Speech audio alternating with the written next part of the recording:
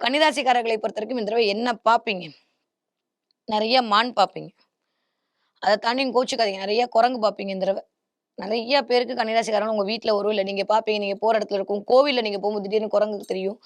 So மனச அலைப்பாய விடாம இருக்கணும்னு சொல்லக்கூடிய சமிக்கைகளுக்கு தான் இந்த குரங்கு பறத்தல் என்பது கன்னிராசிக்காரர் கண்ல படப்போகிறது. ஸோ வருமானத்துக்கு எந்த பிரச்சனையும் இருக்க போறதில்ல. நீ அத பத்தி கவலைப்படாத. வேலையில பத்தி கவலைப்படாத. கொஞ்சம் வீட்லயும் மற்றவர்ட்ட குடுக்கக்கூடிய அட்வைஸ்ல மட்டும் கவனமா இருன்னு சொல்லக்கூடிய சமிக்கைகளாத்தான் இந்த மான் பார்த்தல் என்பது உங்களுக்கு நிகழ காத்திருக்கிறது. ஸோ 777ன்ற நம்பர் இந்த தடவ உங்கள இயக்கும். அந்த நம்பர நெறைய பார்ப்பீங்க. அந்த நம்பருக்கு நீங்க போம்போது உங்களுக்கு முன்னாடி ஏதாவது கார்ல போலாம். இல்ல உங்களோட ரூவா நோட்ல இருக்கலாம். இத பார்க்கறதுக்கு முன்னாடி கூட பார்த்துருக்கலாம். நல்லா நோட் பண்ணிக்கோங்க. கன்னிராசிக்காரங்க இந்த வீடியோவ பார்க்கும்போது ஆண்களாக இருக்க பட்சத்தில ஆஷ் கலரோ, இல்ல பிளாக் கலரோ ட்ரெஸ் வேர் பண்ணியிருப்பீங்க. இல்ல ப்ளூ கலர் டார்க் ப்ளூல ட்ரெஸ் போட்டிருப்பீங்க. இல்ல போட்டிருந்திருப்பீங்க, மாத்திருப்பீங்க. பெண்களாக இருக்கிற பட்சத்தில் கிரீன் கலரோடு, ப்ளூ கலரோடு கனெக்ட் ஆகுது. ரொம்ப ரேரா சில பேர் பல வண்ண கலர்ல இருக்கிற மாரியான சில ட்ரெஸ்ஸ போட்டிருப்பீங்க.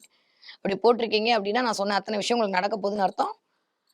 இப்படி வச்சுட்டு பி கேர்ஃபுல் சொல்லிக்கோங்க கண்ணாடியில. இந்த 1 மாத காலம் கொஞ்சம் கேர்ஃபுல்லா கடக்கணும். 15ஆம் தேதி வரைக்கும் ரொம்ப ரொம்ப கவனமா இருக்கணும்.